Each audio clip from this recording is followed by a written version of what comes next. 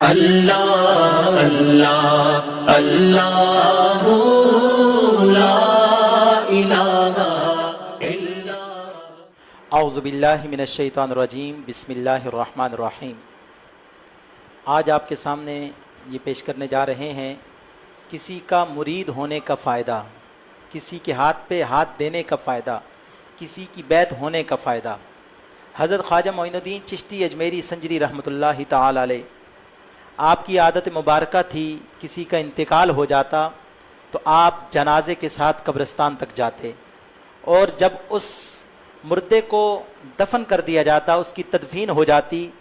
تو آپ اس کی قبر پر بیٹھتے۔ جب لوگ چلے جاتے تو آپ اس قبر پر تھوڑی دیر آرام کرتے، وہیں بیٹھتے اور رکتے وہاں پر۔ تو خواجہ معین الدین چشتی اجمیری رحمۃ اللہ تعالی علیہ، ایک دن آپ قبر پر بیٹھے ہوئے تھے اور حضرت خواجہ ہارونی رحمۃ اللہ تعالی علیہ بھی آپ کے ساتھ تھے۔ تو آپ حسب عادت قبر پر بیٹھے ہوئے تھے، تو حضرت خواجہ قطب الدین بختیار کاکی رحمۃ اللہ تعالی علیہ بھی آپ کے ہمراہ تھے، حضرت خواجہ ہارونی رحمۃ اللہ تعالی علیہ بھی آپ کے ہمراہ تھے۔ تو حضرت خواجہ قطب الدین بختیار کاکی رحمۃ اللہ تعالی علیہ آپ فرماتے ہیں کہ میں نے دیکھا کہ اچانک خواجہ معین الدین چشتی اجمیری سنجری رحمۃ اللہ تعالی علیہ کا چہرہ مبارک سرخ ہو گیا، اور دیکھا کہ آپ بے چین ہو گئے، آپ پریشان ہوئے۔ تو فرماتے ہیں کہ اچانک حضرت خواجہ صاحب رحمۃ اللہ تعالی علیہ جب آپ بے چین ہوئے، آپ کے چہرے کا رنگ تبدیل ہوا، تو میں نے پوچھا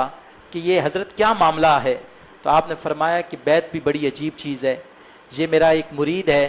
اور حضرت خواجہ بختیار الدین کاکی رحمۃ اللہ تعالی علیہ نے عرض کی، حضرت یہ کیا معاملہ ہوا؟ آخر کیا وجہ ہے کہ آپ کے چہرے کا رنگ بھی سرخ ہو گیا اور آپ پریشان بھی ہو گئے، آپ بے چین بھی ہو گئے؟ تو حضرت خواجہ صاحب آپ فرماتے ہیں میں نے عجیب کیفیت دیکھی ہے،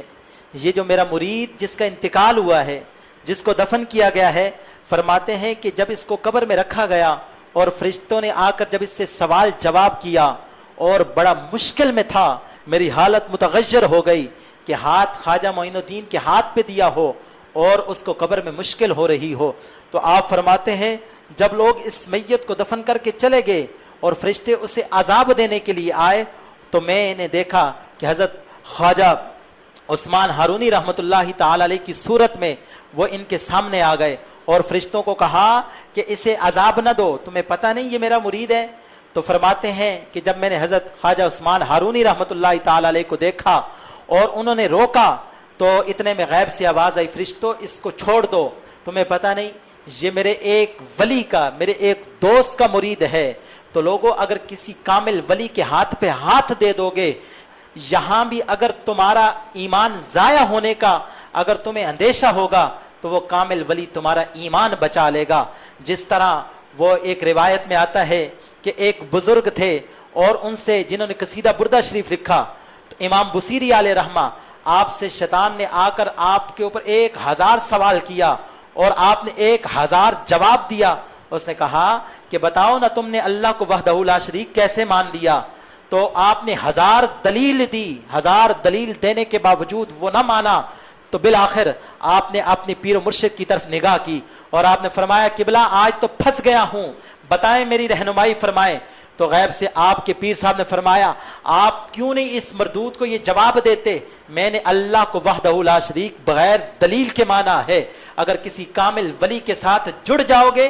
آپ کا دنیا میں ایمان بھی مضبوط رہ جائے گا، اور جب قبر میں مشکل میں ہوگے تو وہ ولی وہاں بھی تمہارے لیے مددگار ثابت ہوگا اور وہاں فرشتوں کے سوالوں میں آسانی پیدا ہوگی۔ اللہ کی بارگاہ میں دعا ہے اللہ حضور کی غلامی اور اپنے اولیاء اللہ کی محبت عطا فرمائے۔